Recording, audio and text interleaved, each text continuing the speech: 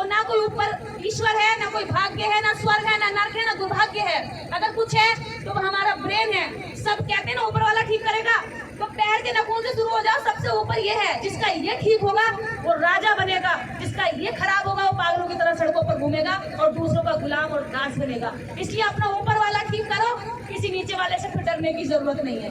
और जब अम्बेडकरवादी आप बनते हैं तो 33 करोड़ देवी देवताओं के पीछे आपको भागने की जरूरत नहीं है। फिर 33 करोड़ आपके पीछे भागते हैं, भैया मुझे भी थोड़ा सा मान ले, भैया मुझे भी थोड़ा सा मान ले। फिर वो तरस जाते हैं, जैसे हमारे सामने गिड़गिड़ाते हैं वो लोग, अरे प्लीज तुम मत मानो, लेकिन इन्हें तो मत बताओ, कम से कम तुम्हें नहीं मानना, चुपचाप चले जाओ। क्यों चले जाओ चुपचाप? भाई हमारा समाज हमारी आंखों के सामने अगर शोषित होगा, उसका हक खाया जाएगा, उसका अधिकार खाया जाएगा, तो क्या इनको बताया नहीं कि तुम किस वजह से पिट रहे हो? और उन्हें यही दर्द है, इसीलिए नफरत है हम जैसे लोगों से कि हम खुद तो जाग गए और दूसरों को भी जगाने पर काम करते हैं। यानी कि आपके दिमाग के साथ खेला जाता है, आपको मूर्ख बनाया जाता है। वो कभी आपकी शिक्षा की बात नहीं करते, वो कथाएं सुनाते हैं और कथाओं में कहते हैं कि पर्ची खुलेगी, भाग्य खुलेगा, आपका दुख मिट जाएगा। कभी वो ये नहीं कहते कि दवाइयों से आपका इलाज होगा। अस्पतालों को आपकी जरूरत है, लेकिन वो क्या दे रहे हैं आपको? बाबा दे रहे हैं। हर एक बाबा के पास हजारों हजारों लोग कथा सुनने वाले हैं, लेकिन फिर भी जब बीमार होते हैं तो हम हॉस्पिटल जाते हैं। अगर हमारी भैंस चोरी हो जाए, हमारी जमीन छीन जाए, हमारे साथ कोई अन्याय हो जाए, तो हम कोई भी एप्लीकेशन लिख करके मंदिर में नहीं लेकर आते जो सबसे ज्यादा शक्तिशाली है। हम एप्लीकेशन लेकर कहाँ जाते हैं? थाने जाते हैं। वो थाना संविधान के तहत नियुक्त होता है और उस थाने की पावर उस ईश्वर से ज्यादा है, ये आप भी जानते हैं। इसलिए चोरी होने पर, धोखाधड़ी होने पर, आपके साथ फ्रॉड होने पर या अत्याचार होने पर आप भगवान के मंदिर में नहीं जाते हैं। लेकिन जैसे ही संविधान के तहत आपको नौकरी मिल जाती है, आपका मकान बन जाता है, तो खास रहकर तुरंत भागते हैं मंदिर में धन्यवाद बोलने के लिए। आपको मिलता तो संविधान की बदौलत है, लेकिन धन्यवाद ज्ञापित आप कहाँ करने जाते हो? उन एहसान फरामोशों के पास, जिसने हमारे तक तैयार हो जाता है, तो हमारी इतनी हिम्मत नहीं कि हम अपनी मर्जी से उसमें प्रवेश कर जाएं। फिर हमें एक चुटियाधारी की जरूरत पड़ती है। हम उसको ढूंढते हैं कि वो परजीवी कहीं मिल जाए और वो बताए कौन सी डेट में हम अपने मकान में घुसेंगे। इसे गुलामी कहते हैं। बेटा मेरा, मेरी पत्नी ने, मेरी माँ ने अपने पेट में 9 माह रखकर उसका वजन ढोया, अपने खून से उस जीव को, उस भ्रूण को तैयार किया और प्रसव के दौरान कठिन पीड़ा से गुजरकर उसको दुनिया में लाया। लेकिन मेरा हक नहीं है कि मैं उसका नाम रख सकूं। जाति कुछ नहीं होती है, हमारे दिमागों की एक बीमारी है। आप मानना बंद कर दो, कहीं जाति दिखाई नहीं देगी। आज ही इसको राष्ट्रीय अपराध घोषित कर दो, कल से कोई जाति की प्रैक्टिस नहीं करेगा। कल से सरकार 2 लोगों को फांसी की सजा सुना दे जाति की प्रैक्टिस करने वालों पर, तो परसों में कोई जाति को याद नहीं करेगा। यह करेगा? फिर भी नहीं करेगा, क्योंकि हमारी सरकार चाहती है कि हम जातियों की प्रैक्टिस करें। जातियों की प्रैक्टिस करने में कम संख्या वाले 3% को फायदा है, और हम बहुत सारे संख्या में जो लोग मेहनत कश कौम थी, जिन्होंने बंजर भूमि को फावड़ा चलाकर, हल चलाकर उपजाऊ बनाया, उन लोगों को जातियों में बांटकर अपना दास गुलाम महिला के हथेली में बस फूल चुभा देना। तो देखना उसकी देवी भागती है, टिकती है।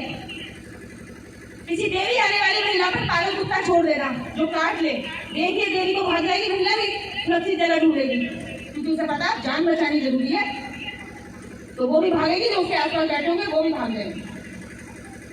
देवी जैसी कोई चीज नहीं, हमारे दिमाग में दिवालियापन है, जिसको हमारे अंदर इस बुरी कदर बिठा दिया गया है, जहां हम अपने अधिकारों को छोड़कर ये सोचते हैं कि अरे कोई ऊपर है विराजमान, वो हमारा कभी ना कभी तो न्याय करेगा, और ये जो पापी और दुष्ट हमारा नुकसान कर रहे हैं, इसके भी पाप का घड़ा कभी फूटेगा।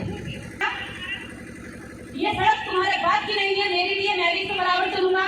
ये जोहर, ये तालाब, ये प्रकृति के दिए हुए तुमने तैयार नहीं करे, जिनका केवल तुम्हारा अधिकार नहीं, मेरा भी अधिकार है, क्योंकि ये फिर सवाल करने लगे। और इसी वजह से उन्होंने कहा कि आप अच्छे कर्म करिए, फल की चिंता मत करिए।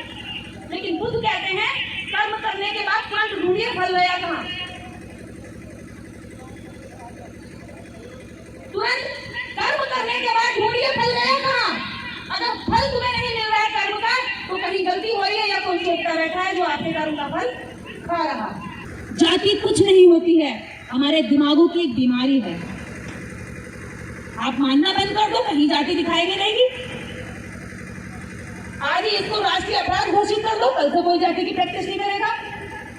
कल से सरकार 2 लोगों को फांसी की सजा सुना दे जाति की प्रैक्टिस करने वालों पर, तो परसों में कोई जाति को याद नहीं करेगा।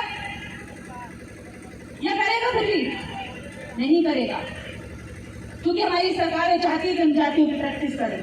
जातियों की प्रैक्टिस करने में कम संख्या वाले 3% को फायदा है, और हम बहुत सारे संख्या में जो लोग मेहनत कश कौम थी, जिन्होंने बंजर भूमि को फावड़ा चलाकर, हल चलाकर उपजाऊ बनाया, उन लोगों को जातियों में बांटकर अपना दास गुलाम पहली महिला के हथेली में एक बार फूल चुभा देना, तो देखना उसकी देवी भागती है या टिकती है। किसी देवी आने वाली महिला पर पागल कुत्ता छोड़ देना जो काट ले, देखिए देवी को भाग जाएगी, महिला भी सुरक्षित जगह ढूंढेगी, क्योंकि उसे पता जान बचानी जरूरी है। तो वो भी भागेगी, जो उसके आसपास बैठे होंगे वो भी भाग जाएंगे। देवी जैसी कोई चीज नहीं है, हमारे दिमाग में दिवालियापन है, जिसको हमारे अंदर इस बुरी कदर बिठा दिया गया है, जहां हम अपने अधिकारों को छोड़कर ये सोचते हैं कि अरे कोई ऊपर है विराजमान, वो हमारा कभी ना कभी तो न्याय करेगा, और ये जो पापी और दुष्ट हमारा नुकसान कर रहे हैं, इसके भी पाप का घड़ा कभी फूटेगा। इसी आस्था में रहते हैं ना हमारे पुण्य पूर्वज, इसी आस्था में है कि अरे इन दुष्टों के पाप का घड़ा कभी फूटेगा।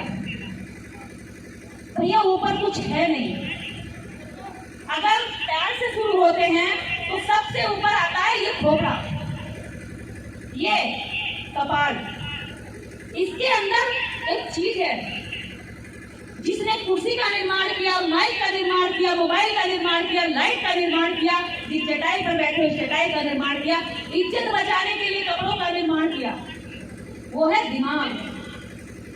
और वो दिमाग सिर्फ इंसान ने पाया है, सृष्टि के किसी जानवर ने नहीं पाया। लेकिन उस दिमाग की पहचान वो कब कराते हैं, और वो क्या कहते हैं, ये मेहनत कश को अगर ये जानने के ऊपर कुछ नहीं है, ऊपर कहीं पे नरक का स्वर्ग का लेखा जोखा नहीं होता, तो ये तो फिर नहीं हिसाब करने लगेंगे हमसे। ये तो सवाल करेंगे खड़े होकर, क्यों भी तुमने मैं लेकर शुरू मुझे क्यों मारा, ये सड़क तुम्हारे बाप की नहीं है, मेरी भी है, मैं भी इससे बराबर चलूंगा, ये जोहर ये तालाब ये प्रकृति के दिए हुए तुमने तैयार नहीं करे, जिन पर केवल तुम्हारा अधिकार नहीं मेरा भी अधिकार है, क्योंकि ये फिर सवाल करने लगे। और इसी वजह से उन्होंने कहा कि आप अच्छे कर्म करिए, फल की चिंता मत करिए। लेकिन बुद्ध कहते हैं कर्म करने के बाद तुरंत ढूंढिए फल गया कहाँ, तुरंत कर्म करने के बाद ढूंढिए फल गया कहाँ। अगर फल तुम्हें नहीं मिल रहा है कर्म का, तो कहीं गलती हो रही है या कोई चोटता बैठा है जो आपके कर्म का फल खा रहा। आज पूरी दुनिया को सैटेलाइट जोड़ती है, आप नेविगेशन लगाएंगे, मैप लगाएंगे, यहाँ से किसी भी रास्ते पर जो भी सर्च करेंगे गूगल पहुंचा देगा, है ऐसा। लेकिन किसी भी इंद्र ने, जो ऊपर बैठे हैं, इंद्र ब्रह्मा विष्णु महेश, जो तीनों लुटेरे हैं इस देश के, इन लुटेरों ने आज तक नहीं बताया कि कौन से शहर का रास्ता शोध है और कौन से शहर का रास्ता लोग है। लेकिन सैटेलाइट ने बना दिया, बता दिया। सैटेलाइट किसने बनाई? एक इंसान ने, आप में से ही किसी एक व्यक्ति ने। तो सोचना हमें है कि हम कहाँ जा रहे हैं। अगर हम 10 हाथ वाली महिलाओं को देवी मानेंगे तो हमारे घर में कैसे नॉर्मल बच्चे पैदा होंगे? आप लोग बताइए, कभी आज तक कोई बच्चा देखा जिसके 8 हाथ है? देखा है? अगर आपके घर में 8 हाथ का बच्चा पैदा हो जाए तो आप उसे नॉर्मल मानेंगे या एबनॉर्मल मानेंगे? बताइए। 8 हाथ का बच्चा नॉर्मल होगा क्या? एबनॉर्मल होगा। तुरंत ऑपरेशन के लिए जाएंगे, चिंतित हो जाएंगे और डॉक्टर से कहेंगे साहब चाहे पैसे कितने भी लग जाए लेकिन इसके सिर्फ 2 हाथ अच्छे रखना, बाकी काट दो। और 10 हाथ भी ऐसे नहीं है जो शांति का प्रतीक हो, किसी में कटा हुआ सर ले रखा है तो किसी एक हाथ में वो ले रखी है काटने वाली हंसिया। अरे हमारा किसान हंसिया से गेहूं काटता है और तुम्हारी देवी अपनी हंसिया से लोग गर्दन काटती है और कहते हैं कि हम शांति प्रिय लोग हैं। बुद्ध के हाथ में तो कोई हथियार नहीं था, फिर भी बुद्ध ने पूरी दुनिया को शांति का संदेश दे दिया। तुम्हारे सारे 33 कोटि के हर किसी के हाथ में हथियार है, एक के पास चक्र है, गोल गोल घूमते जाता है, गर्दन काट देता है। कहाँ गया वो? कितने रेप होते हैं। एक के हाथ में त्रिशूल है, खोप देता है एकदम। कहाँ गया वो? छोटी छोटी बच्चियों का मंदिर उद्धार हो जाता है। क्या उसका त्रिशूल हमारे महापुरुषों को मारने के लिए चलता था क्या? आपने देखा उनकी रामायण और महाभारत टीवी में भी देखते थे आप, काले काले दिखाते हैं राक्षसों को।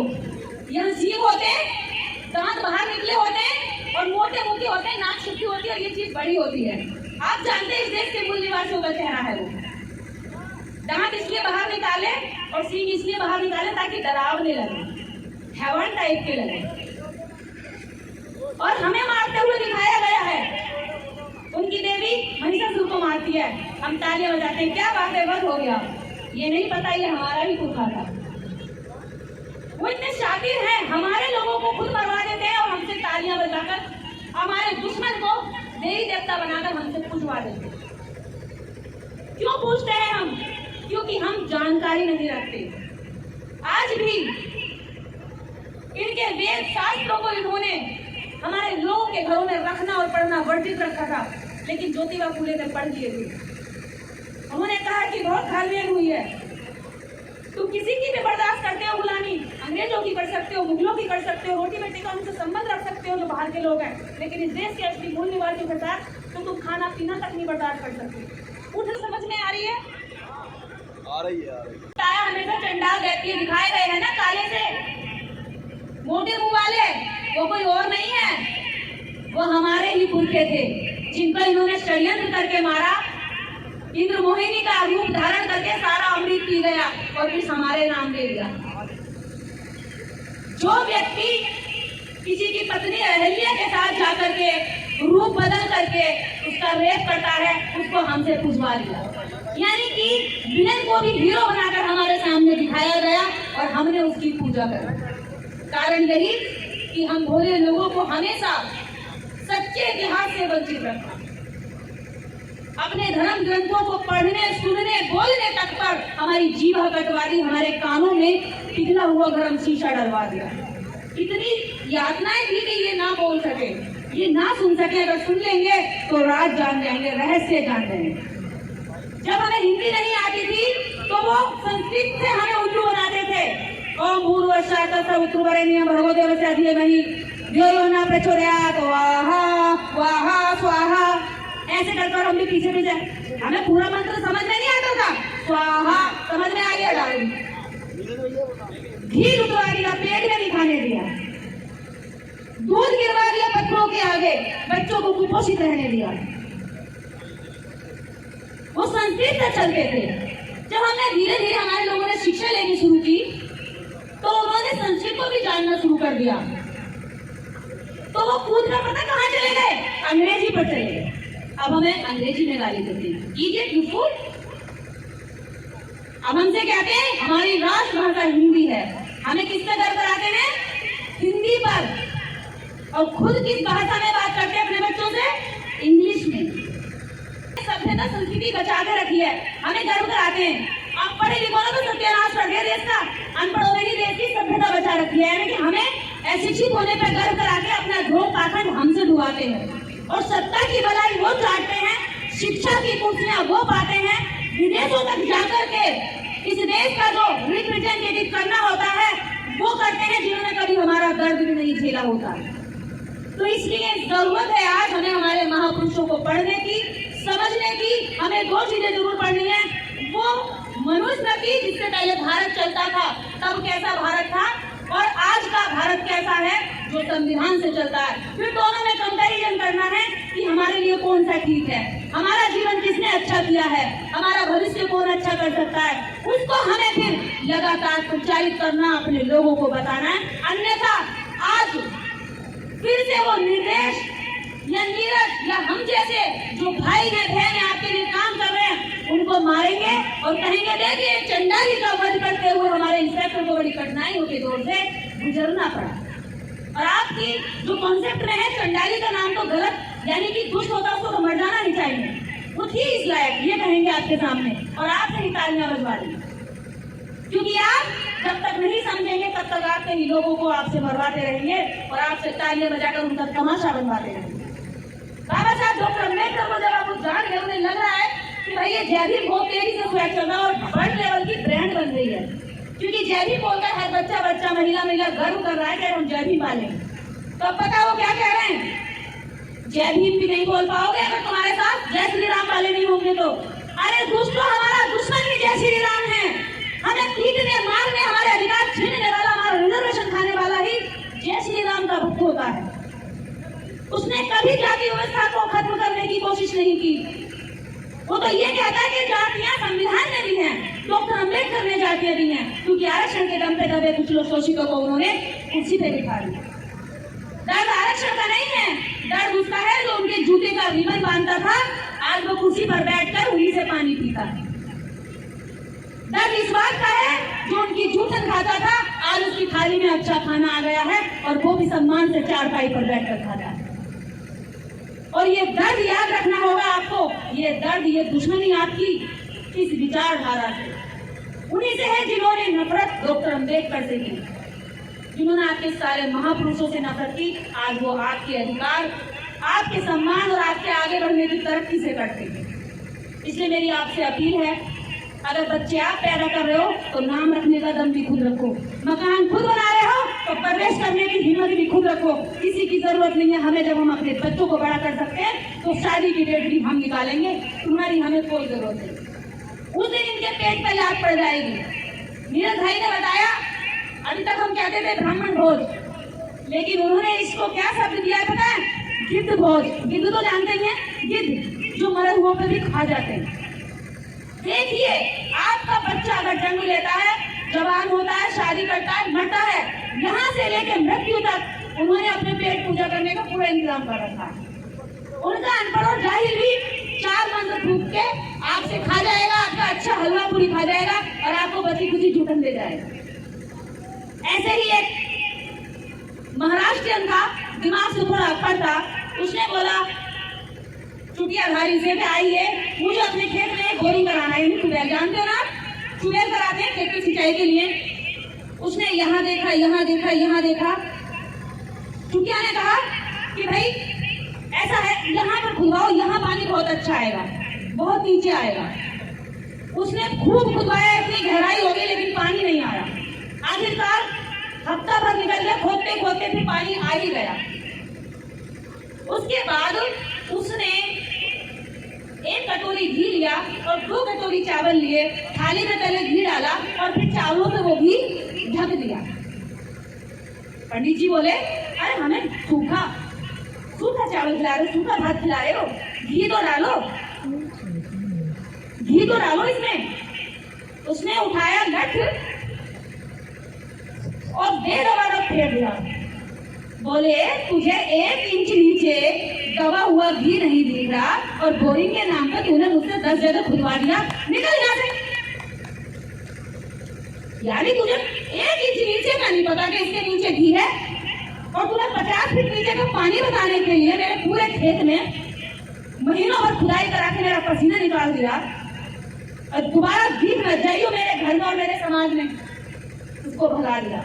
यानी कि आपके दिमाग के साथ खेला जाता है, आपको मूर्ख बनाया जाता है। वो कभी आपकी शिक्षा की बात नहीं करते, वो कथाएं सुनाते हैं और कथाओं में कहते हैं कि पर्ची खुलेगी, भाग्य खुलेगा, आपका दुख मिट जाएगा। कभी वो ये नहीं कहते कि दवाइयों से आपका इलाज होगा। अस्पतालों को आपकी जरूरत है, लेकिन वो क्या दे रहे हैं आपको, बाबा दे रहे हैं।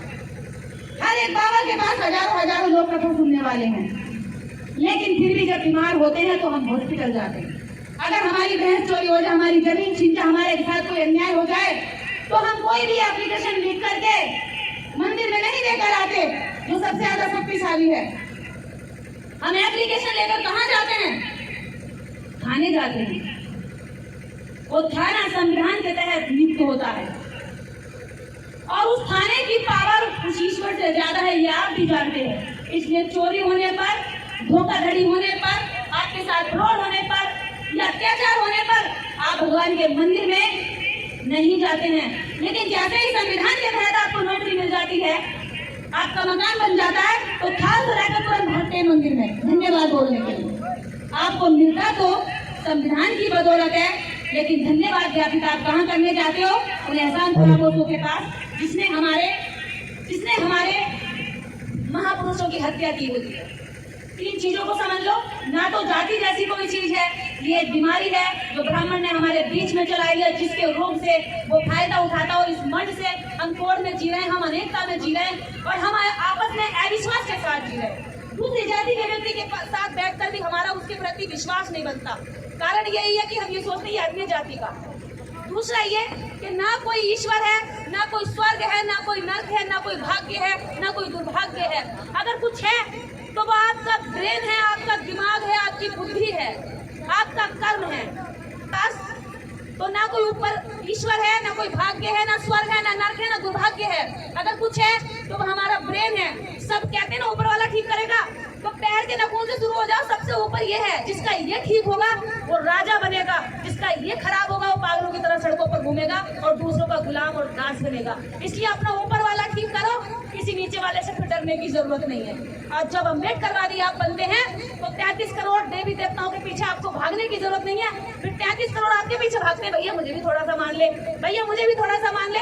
फिर वो तरस जाते हैं, जैसे हमारे सामने गिड़गिड़ाते हैं वो लोग, अरे प्लीज तुम मत मानो, लेकिन इन्हें तो मत बताओ, कम से कम तुम्हें नहीं मानना, चुपचाप चले जाओ। क्यों चले जाओ चुपचाप? भाई हमारा समाज हमारी आंखों के सामने अगर शोषित होगा, उसका हक खाया जाएगा, उसका अधिकार खाया जाएगा, तो क्या इनको बताया नहीं कि तुम किस वजह से पिट रहे हो? और उन्हें यही दर्द है, इसीलिए नफरत है हम जैसे लोगों से कि हम खुद तो जाग गए और दूसरों को भी जगाने पर काम करते हैं। इन्हीं शब्दों के साथ जय भीम और जय बुद्धा, जय मानवतावाद, जय हमारी एकता बहुत जरूरी है। मैंने फिर कहा, जाति एक बीमारी है जो शरीरों में दिखाई नहीं देती, जो दिमाग में होती है, जिसको सिर्फ हम सोचते हैं, जो है नहीं। जातियां कुत्ते में, बिल्ली में होती है, उसकी पोटी से, उसके पैर के निशान से पता लग जाता है कि इस रास्ते कुत्ता गुजरा है, इस रास्ते हाथी गुजरा है। लेकिन इंसान को अगर वो कहते हैं कि ये जाति है, तो वो इन सारे चमार की, महार की, तेली की, तमोली की, सबकी पोटी और सुसु सुन के बता दे कि ये कौन सी जाति का। अगर उनमें दम है तो जातियां बनाने वालों में, लेकिन बता नहीं सकता क्योंकि सब में एक जैसी बदबू आती है। किसी का पसीना सूंघ के बता दे कि ये कौन सी जाति का है, अगर इतना उनमें योग्यता है तो, लेकिन नहीं बताएंगे क्योंकि इंसानों में जाति होती ही नहीं है। जातियों का एक टैग और जातियों का ये नाम हमें इसलिए दिया गया ताकि हम एक दूसरे से नफरत करते रहे, अपने आप को ऊंचा मानते रहे। और उन्होंने ये सिखा दिया, कितनी भी नीच से नीच जाति होगी तो वो भी अपने नीचे वाली एक जाति ढूंढ लेगी इस सुकून को करने के लिए। अरे मैं ही नीचा नहीं हूँ, उससे भी नीचे कुछ है, तो ये सुकून छोड़ दीजिए, असली दुश्मन को पहचानिए, अपने अधिकारों की लड़ाई लड़िए। मंदिर का घंटा बजाने से भिखारी पैदा होते हैं और स्कूल का घंटा बजाने से अधिकारी और व्यापारी पैदा होते हैं। जय भीम। बनाने के लिए इन तीन चीजों की गणना की, स्वर्ग नर्क, यानी कि भाग्य में लिखा है स्वर्ग नर्क, और जाति ईश्वर। अगर आप इनके धर्म ग्रंथों को पढ़ते जाएंगे, एक तरफ आपको धर्म ग्रंथ पढ़ते जाना है, एक तरफ संविधान पढ़ते जाना है, आप देखेंगे कि भगवान का डर ही खत्म होता चला जाएगा। फिर भगवान आपसे डरने लगेगा, जिससे अभी तक आप डरते आए हैं कई पीढ़ियों तक, उल्टा होने लगेगा। जिन्होंने भगवान को बनाया, गणना की, वो लोग और उनका भगवान फिर आपसे डरने लगेगा। जैसे अभी नीरज भाई पटेल ने कहा कि मेरा बेटा, अगर उसको कोई भी तांत्रिक या पोंगा पंडा नजर लगा दे तो इनाम देने के लिए भी तैयार नहीं लगाएगा, क्योंकि उनके दिमाग में नजर जैसी बीमारी नहीं है, लगी नहीं पाएगी।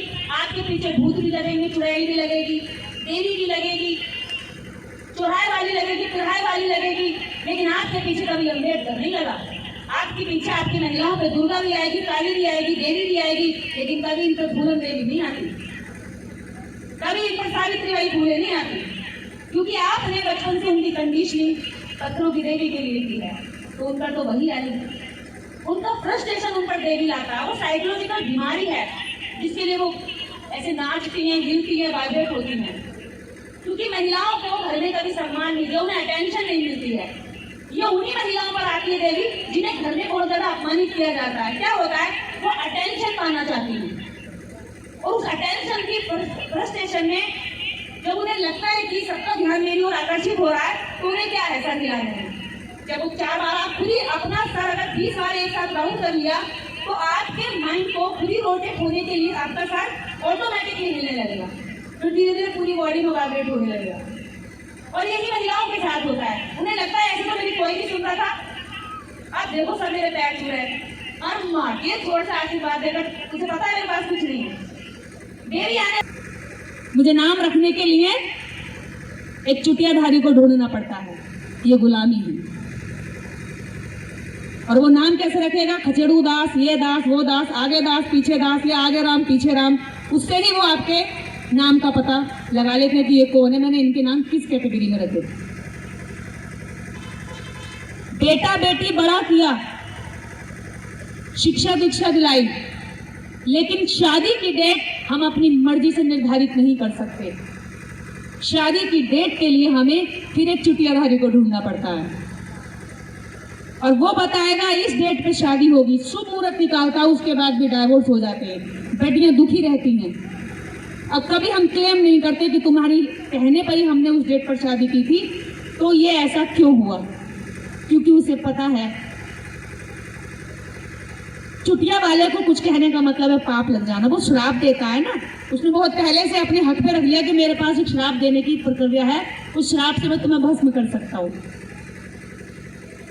आज उनके सारे श्राप बंद हो गए हैं, लेकिन गीदड़ धमकी अभी भी देता है वो आपको कि अरे कितना दुष्ट वर्क कर रहे हैं, कितना दुष्ट काम कर रहे हैं, देखिए इनका दुस्साहस, देवी देवताओं का अपमान कर रहे हैं। अरे पेरियार साहब ट्रैक्टर में रख कर 35 करोड़ को जूते पीटते थे और कहते थे ले मैं तुझे ये जूता मार रहा हूँ, ये मेरा लेफ्ट जूता, ये मेरा राइट जूता, और सबको बताते थे मैं इनको जूते मार रहा हूँ लेकिन ये मेरा कुछ भी नहीं बिगाड़ पा रहे हैं, डर निकालने के लिए। भाग्य, ईश्वर और जाति, ये तीन चीजें ऐसी डाली है हमारे लोगों में, इस भारत के नागरिकों में, जो है नहीं लेकिन फिर भी सबके बीच में चलती है।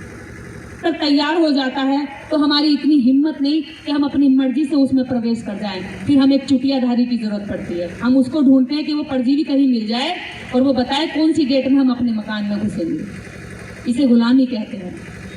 बेटा मेरा, मेरी पत्नी ने, मेरी माँ ने अपने पेट में 9 माह रखकर उसका वजन ढोया, अपने खून से उस जीव को, उस भ्रूण को तैयार किया और प्रसव के दौरान कठिन पीड़ा से गुजरकर उसको दुनिया में लाया, लेकिन मेरा हक नहीं है कि मैं उसका नाम रख सकूं।